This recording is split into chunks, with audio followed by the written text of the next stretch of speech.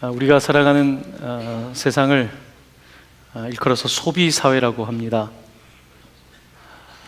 소비라고 하는 단어는 사라질 소자에다가 쓸 빗자가 합해져 있습니다. 우리는 소비함으로써 쓰기도 하지만 또 사라지게 하는 경험을 하고 있죠. 지난 한 주간 여러분들 이런저런 소비를 하셨을 겁니다. 인터넷으로도 소비를 하셨을 것이고 핸드폰으로도 이렇게 넘기면서 혹은 직접 장을 보면서 이런저런 소비를 했을 겁니다. 소비사회가 도래한 것은 굉장히 역사적으로는 특이한 일입니다. 산업혁명이 일어나기 전까지 사람들은 농경문화 속에서 겨우 자급자족하면서 그렇게 생존했던 것이 인류 역사입니다. 산업혁명이 일어나고 나서 이제 대량 생산이 가능해진 겁니다. 그래서 제품들이 등장하게 된 거죠. 과거에는 왕족, 귀족들이 누리던 것을 대량 생산이 되다 보니까 이제 평범한 사람들, 중산층 사람들도 이제 즐기게 된 것입니다. 여러분, 옷장에 옷이 즐비하고 신발장에 신발이 넘치고, 요즘은 오히려 버리는데 시간과 돈을 써야 될 만큼 우리는 이런 소비 사회의 그 중심에 있다고 볼 수 있습니다. 소비한다는 것은 그 자체가 문제가 되는 것은 아닙니다. 우리는 어쨌든 산다는 것은 소비하는 것이니까요. 그런데 이 소비가 소비주의가 될 때에 우리는 그것을 주목해서 보아야 합니다. 소비주의가 된다는 것은 소비를 최고의 이념으로 삼는다는 것입니다. 소비를 최고의 이데올로기로 삼는다는 것입니다. 그래서 소비하는 인간이 선한 인간이 되는 거죠. 소비하는 인간이 능력 있는 인간이고요. 우리 가치의 최고가 소비가 되는 것입니다. 우리는 소비하면서 사실은 자기 존재를 인정받을 때가 많은 것 같습니다. 어떤 집을 소비하고 어떤 차를 사고 또 어떤 명품을 사고 우리는 구입함으로써 자기의 존재를 획득해 나가는 그런 사람입니다. 우리는 이런 소비 시대를 살아가면서 그런데 이 소비주의 때문에 하나님을 믿는 신앙과 배치되는 사상에 빠질 때가 있습니다. 하나님은 한 분 혼자 예배 받으셔야 될 뿐인데 우리의 생각이 온통 소비인 거죠. 소비해야겠다, 더 사고 싶은 우리의 충동인 것입니다. 특별히 소비는 강박적입니다. 계속해서 더 소비하고 싶은 마음을 갖게 합니다. 이 소비 사회의 특징은 제품을 개발하는 돈보다 마케팅하는 데 더 돈을 많이 쓴다는 거예요. 많은 기업들이 제품 개발보다 더 광고하는 데 돈을 쓴다는 사실을 알고 있습니까? 왜 그럴까요? 소비를 자극하는 거죠. 욕구를 자극하는 거죠. 이거를 갖고 싶게 한 거예요. 지금 현재 쓰고 있는 핸드폰도 왠지 구닥다리 같고 새로운 제품을 보면 사고 싶은 계속해서 욕망을 만드는 것입니다. 소비사의 특징은 내가 필요로 한 니드가 아니라 내가 원하는 want, 욕구를 따라 사게 만드는 것입니다. 소비사회를 세 단어로 말하면 이렇습니다. 사라, 버려라, 또 사라, 혹은 다시 사라. 이게 모토입니다. 자, 뭐라고요? 사라, 버려라, 다시 사라. 자, 옆에 있는 분들에게 이 소비 사회가 어떤 건지 메시지를 좀 던져주길 바라는데요. 옆에 사람 한번 보시고요. 사라, 버려라, 다시 사라. 자, 이게 광고에서 여러분에게 계속 내는 메시지입니다. 사라, 버려라, 다시 사라. 나도 모르게 이런 메시지를 듣다 보니까 우리도 그렇게 생각하며 살게 됩니다. 온통 인터넷에도 핸드폰에도 길을 가다가도 온통 마케팅이 넘쳐나는 게 우리 시대인 것 같습니다. 교회도 그런데 이 소비 사회에 있기 때문에 영향을 받습니다. 그래서 교회도 그 소비자적인 태도를 갖게 됩니다. 소비자의 반대말은 뭘까요? 생산자죠. 우리 성도들이 소비자의 멘탈을 갖게 되는 거예요. 정신을 갖게 되는 거예요. 그래서 예배 와서 나도 소비를 하는 거예요. 그래서 예배를 참여하면서 내가 예배를 본다 그러죠. 영화를 본다. 어떤 소비자적인 태도로 우리도 예배를 드리는 거예요. 그래서 우리의 삶이 크리스찬임에도 불구하고 우리도 소비 사회를 살다 보니까 그냥 왔다가 서비스를 받고, 예배를 또 월십 서비스라고 하지 않습니까? 내가 서비스를 주님께 드리는 게 아니라 내가 서비스를 받는 그와 같은 수동적인 소비자의 모습을 갖게 되는 것입니다. 이와 같은 소비자의 모습이 우리 교회도 만연해 있는 것을 사실은 보게 됩니다. 이번 주에 가족과 함께 아이들을 데리고 마트에 갔습니다. 마트에 가는데 이제 입구에 마트는 늘 뭘 붙여놓죠. 거기에 이렇게 써 있더라고요. 극한 가격이라고 돼 있더라고요. 극한 직업이란 영화가 유행하고 나서 극한 가격이란 단어가 붙었어요.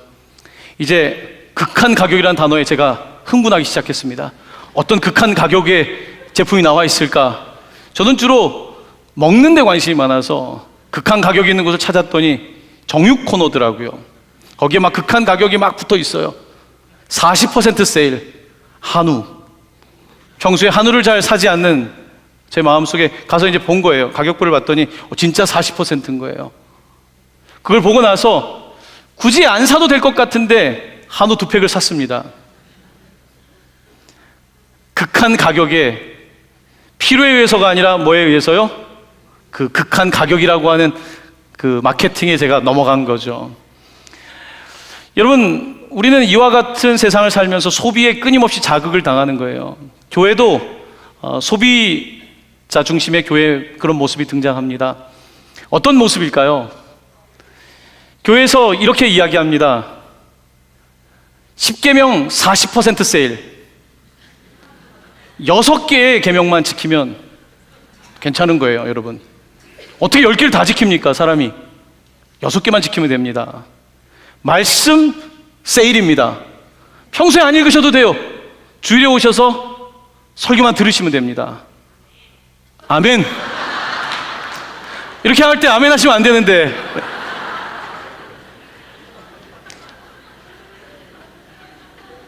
세일이에요, 세일. 여러분은 안 하셔도 돼요. 기도 뭐 그렇게 하십니까? 제가 기도해 드릴게요. 우리 목사님들이 해드릴 테니까 여러분 기도 안 하셔도 돼요. 세일입니다. 우리는 끊임없이 이런 소비 문화를 살아가면서 자꾸 마치 제품을 소비하는 것처럼, 서비스를 소비하는 것처럼 종교적인 것도 우리가 소비하려는 경향을 갖고 있는 겁니다. 여러분, 소비는 자극에 의한 거거든요. 자극을 받기 때문에 하는 거예요. 때때로 우리가 예배를 드리면서도, 특별히 현대 예배가 비판받는 부분 가운데 하나는 뭐냐면 자극을 계속해서 생산하는 거예요. 그래서 예배를 드리면서도 자극을 받아야지 예배한 것 같은 거예요.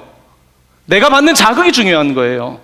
하나님께 올려드리는 그 진실한 예배보다는 내가 자극을 받고 내가 충족되고, 이것이 우리에게 중요한 소비자 중심의 모습들이 교회에 등장하기 시작했다는 것입니다.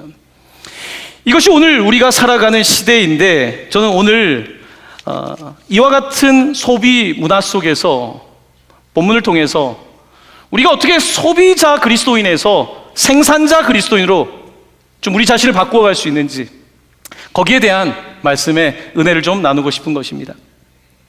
오늘 본문 말씀에는 4종류의 캐릭터가 등장하고 있습니다. 첫 번째 캐릭터는 3남매예요. 나사로와 마르다와 마리아입니다. 그리고 예수님을 팔았던 가룟 유다, 그 제자 한 명이 등장합니다. 자, 이 가운데 첫 번째 캐릭터의 이야기가 등장하는데요. 그는 나사로입니다. 나사로는 오늘 우리가 12장을 읽었는데 11장에 죽었었던 사람이에요. 근데 예수님께서 그를 살려주셨어요. 그가 살아나서 동네에 유명해졌습니다. 그래서 나사로의 이야기가 막 퍼져나가는데, 그때 예수님은 나사로 식구들과 굉장히 가깝게 지냈는데 너무 예수님께 감사하고 고마워서 잔치를 베풀었습니다. 그래서 함께 식사 자리를 만들었는데, 나사로는 오늘 본문에 의하면 예수님과 함께 식탁에 앉아 있습니다. 정말 믿을 수 없었겠죠. 죽었었는데 살아나서 예수님과 식탁에 앉아 있습니다. 참 고맙고 감사했을 거예요. 오늘 나사로의 모습에 특별한 큰 문제가 있는 것은 아니지만, 오늘 나사로의 모습 속에서 우리의 예배를 좀 돌아볼 수 있습니다. 예수님 옆에 앉아 있는 것, 지금 다른 사람들은 섬기고 있는데 앉아있는 모습의 예배자로 우리가 남아있을 수 있습니다.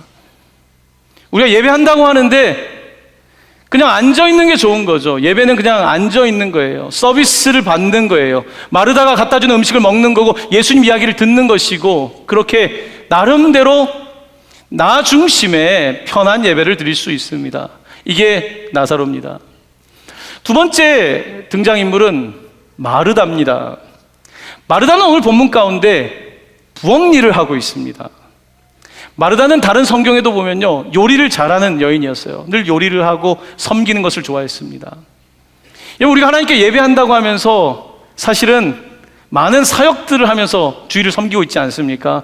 교사, 찬양대, 또 미디어실, 방송실, 또 새신자부, 식당, 주차, 말할 수 없는 많은 분들이 섬기고 있습니다.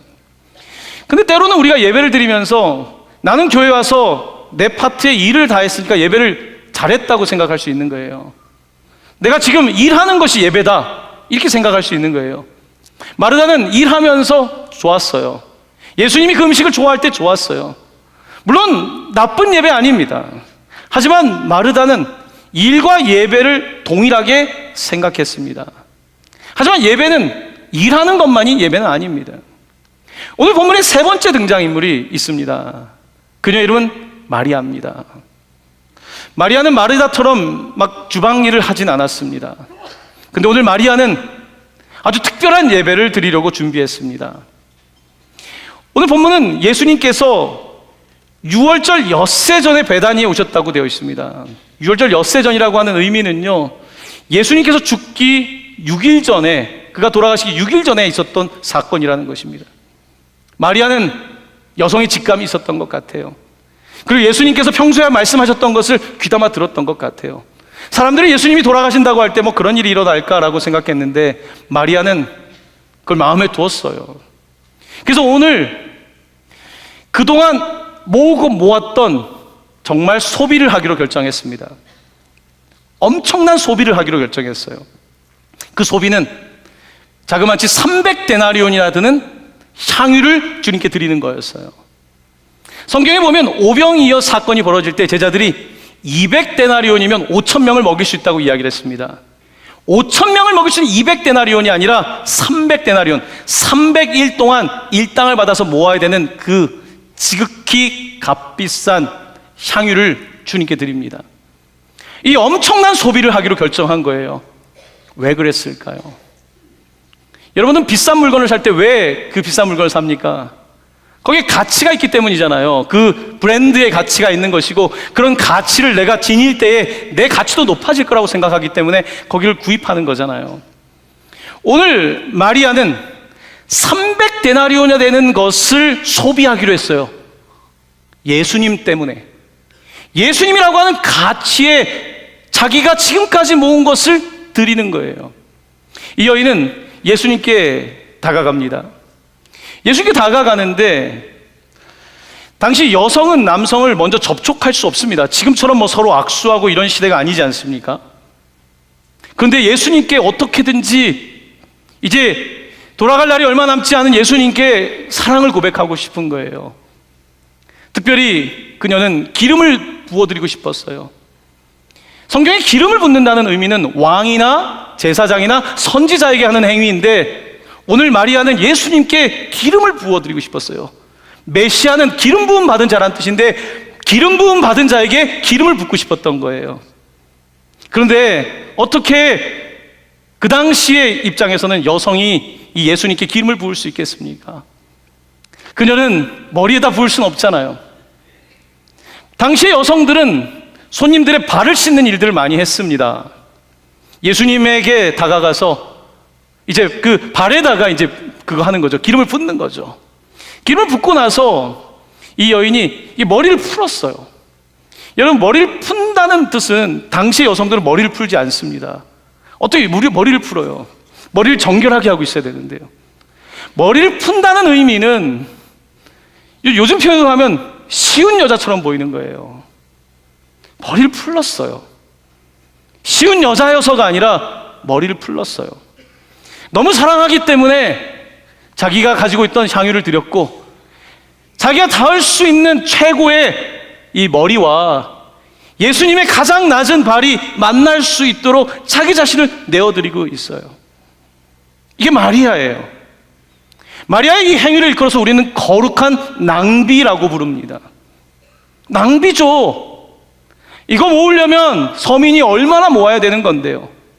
이거 평생 모아서 간직하고 싶은 여성들의 꿈인데 이것을 내어드립니다.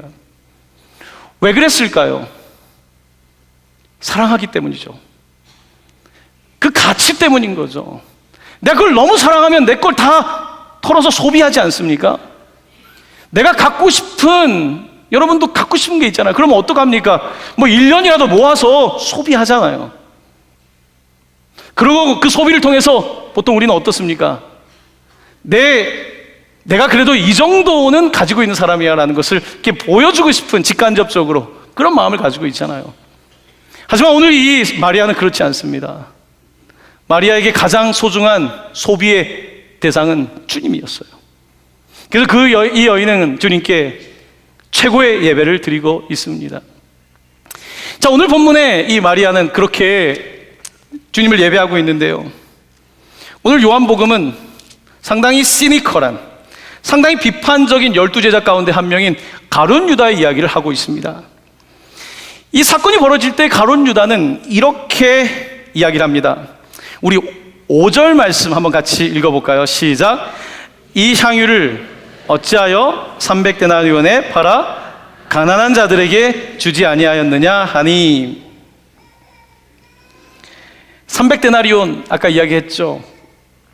왜 가난한 자들에게 주지 아니하였느냐? 가룟 유다는 가난한 사람을 이제 붙입니다. 가룟 유다는 회계였어요. 스마트한 회계였어요. 당시의 소비의 패턴도 알고 있었어요. 이 향유면 300데나리온이라는 것도 알고 있었어요. 계산에 빠른 가룟 유다는 왜 이것을 300데나리온에 팔아서 나를 주냐, 왜 주님께 안 드렸냐는 말은 못하고 왜 가난한 사람을 돌보지 않냐라고 나름대로 스마트한 사람처럼, 그리고 상당히 경건한 사람처럼 이야기하고 있는 것을 보게 됩니다. 자, 그런데 과연 그는 정말로 가난한 사람을 생각하는 사람이었을까요? 가룟 유다와 함께 3년을 동고동락했던 그의 친구인 요한은 오늘 6절에 이렇게 커멘트를 달고 있습니다. 이렇게 말함은 가난한 자들 생각함이 아니요 그는 도둑이라. 돈꾀를 맞고 거기 넣는 것을 훔쳐가미러라. 오늘 장면에 가룟 유다는 지금 예수님과 3년을 다녔지만 이제 예수님이 돌아가실 날이 6일밖에 남지 않았지만 그의 머릿속에 예수님의 말씀은 없습니다. 온통 어떻게 하면 내가 조금이나 이익을 챙길까? 그리고 그는 결국은 예수님을 은30에 팔지 않습니까? 그는 자기를 예배하는 사람이었지, 돈을 예배하는 사람이었지, 자기 자신을 위하여 소비하는 사람이었지, 주님을 위하여 소비하는 사람 아니었습니다. 가난한 사람을 위하여 소비하는 사람 아니었습니다. 정의를 말하지만 정의에 다가가지 못했던, 겉으로는 그런 이념을 가지고 있었지만 그 이념과는 전혀 정반대되는 삶을 살았던 사람입니다. 오늘 예수님께서는 이와 같은 사건 속에서 교훈의 말씀을 주십니다. 7절 말씀 우리 한번 같이 읽어볼까요? 예수께서 이르시되 그를 가만두어 나의 장래할 날을 위하여 그것을 간직하게 하라. 예수님은 마리아를 가만두랍니다. 가만두랍니다. 마리아가 지금 하는 행위는 장래할 나를 위한 거라는 것입니다. 이제 예수님에게 6일이 남아 있습니다. 누구도 몰라요. 그의 마음을 모릅니다. 하지만 이 여인은 예수님의 마음을 알아요. 장래할 나를 위해서 최고의 예배를 드리고 있습니다. 여러분, 오늘 이 여인의 이야기는 우리에게 시사하는 바가 큽니다. 오늘 우리는 그리스도인으로 살아간다고 하지만 나도 모르게 소비자적인 마인드가 들어와 있어요. 그래서 섬기기보다는 섬김을 받는 게, 내가 주님을 위하여서 더 일하기보다는 그냥 앉아서 있는 것이, 그냥 내가 번 수입의 조금 일부 정도 드리는 것이 그냥 내가 할 도리를 했다라고 생각하는 굉장히 소비자 중심인 거죠. 우리는 그와 같은 그리스도인으로 멈춰있기가 참 쉽습니다. 여러분, 그런데 극한 가격 인하는 그것에 상반된 모습이 있습니다. 가격을 인하한다는 것 뒤에는요, 제품의 질이 떨어진다는 뜻도 있습니다. 남은 물건을 방출한 거죠. 제품의 질이 떨어지는 거죠. 그 질을 유지하기가 어려운 거예요. 여러분, 교회가 십계명을 세일하고 말씀을 세일하고 기도를 세일한다고 했을 때, 여러분, 겉으로는 사람들이 많고 그냥 소비자적인 분위기 속에서 모든 게 좋아 보일지 모르겠지만 정작 질이 떨어지는 거예요. 성도의 수준이 떨어지는 거예요. 우리 그리스도인이라고 말하는 우리 자신의 수준이 떨어지는 거예요. 수준이 떨어지고 사람은 많아 보이지만 궁극적으로는 이와 같은 모습은 마치 경기 침체처럼 영적 침체를 가져올 수밖에 없는 거예요. 그럼에도 불구하고 우리는 이 소비자 멘탈리티에서 벗어나질 못해요. 왜냐하면 여러분, 문화는 물과 같은 거거든요. 물고기의 물과 같이 우리는 그렇게 생각하고 그렇게 경험하고 살고 있는 거예요. 오늘 가룟 유다는 나름대로 상당히 계산을 잘하는 좋은 스마트한 소비자인 거예요. 300데나리오를 팔아서 가난한 사람을 도와주자. 얼마나 스마트합니까? 마리아 얼마나 바보 같습니까? 300데나리온짜리를 하나님께, 주님께 드리고 얼마나 쓸데없는 낭비 같은 소비를 하고 있습니까? 하지만 이 여인의 소비는 정말 비싼 거를 사는 소비예요. 최고의 가치를 위하여 사는 소비예요. 그녀가 샀던 이 향유를 주님께 드리고, 그리고 그녀의 머리로 예수님의 발을 닦을 때 그 향기가 온 집안에 퍼져나가기 시작합니다. 아무도 맡지 못했을 거예요. 그 비싼 향유의 냄새를 맡아볼 기회가 있었겠습니까? 그 집에 있던 사람들이 그 냄새를 맡았어요. 2000년이 지나고 지금도 그 냄새가 나지 않습니까? 여러분의 코에는 그 냄새가 나지 않습니까? 세월이 지났지만 그 냄새가 있잖아요. 이 값비싼 소비, 값비싼 낭비를 통해서 오늘까지 이 냄새가 우리에게 전해지고 있잖아요. 하지만 당시에 그와 같은 물질을 가지고 있었지만 그저 자기에게 치장하고 자기 자신을 위하여 소비했던 사람들에게 그 향기는 어디 갔습니까? 소비 다 쓰고 날아가게 됐죠. 하지만 오늘 이 여인의 소비는 세월이 지나가도 여전히 더욱더 넓게 확대되고 있는 것을 보게 되는 것입니다. 오늘 본문 가운데 예수님께서는 마지막에 이런 말씀을 하십니다. 8절입니다. 우리 8절 봉독할까요? 시작. 가난한 자들은 항상 너희와 함께 있거니와 나는 항상 있지 아니하니라 하시니라. 아멘. 예수님은 이 말씀에서 무슨 뜻일까요? 가난한 자들은 항상 너희와 함께 있지만 나는 항상 있지 않다. 그러니까 가난한 사람보다는 신앙생활, 종교생활 똑바로 하라는 뜻일까요? 그렇지는 않을 겁니다. 왜냐하면 예수님이 살아온 행보를 볼 때에 그는 가난한 사람을 무시한 적이 없습니다. 가난한 자들이 항상 너희와 함께 있다는 것은요, 여러분, 가난은 인류가 시작된 이래로 지금까지 있는 겁니다. 그래서 복지하지 말라는 거 아니에요. 그렇다고 가난한 사람을 무시하라는 게 아니라, 가난한 사람이 있다, 돕는다라는 말보다는 가난은 말하는 것이 아니라 돕는 행위라는 것을 말씀하고 있는 거예요.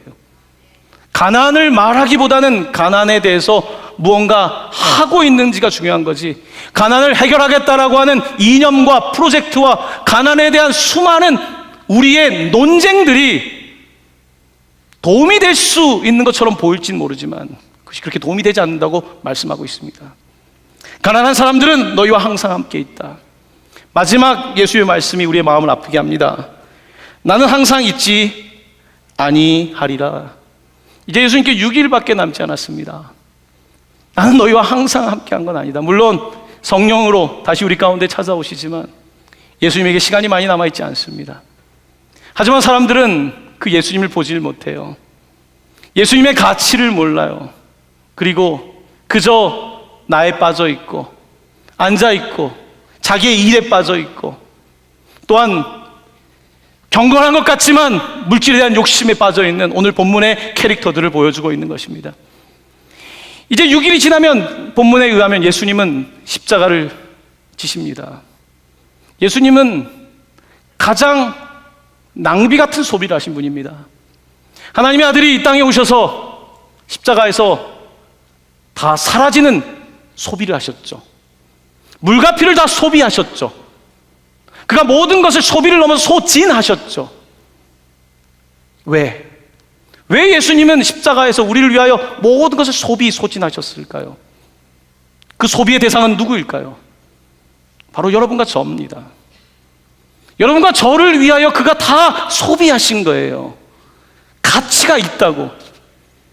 다른 사람들은 내 가치를 인정해 주지 않지만, 심지어 부모님도 내 가치를 인정해 주지 않았고, 심지어 나와 함께 살고 있는 사람도 내 가치를 인정해 주지 않고, 세상에 누구도 내 가치를 인정해 주지 않을지라도 예수님께서는 내 가치를 인정하시고 그가 모든 것을 소비하셨다는 것입니다. 소진하셨다는 것입니다. 다 내어주셨다는 것입니다. 그 예수님의 십자가의 길에 오늘 마리아는 서 있는 거예요. 그리고 그에게 드리고 싶은 거예요. 너무 고마우니까. 누구도 알아주지 않았던 내 인생에 찾아오신 그 예수 그리스도가 너무 감사하기에 오늘 이 여인은 자기의 머리를 예수님의 발에 대며 그 향기를 드러내고 있는 것입니다. 사랑하는 성도 여러분, 소비 문화가 우리에게 그냥 문화가 아니라 이제는 우리에게 정신을 가져가고 있습니다. 소비.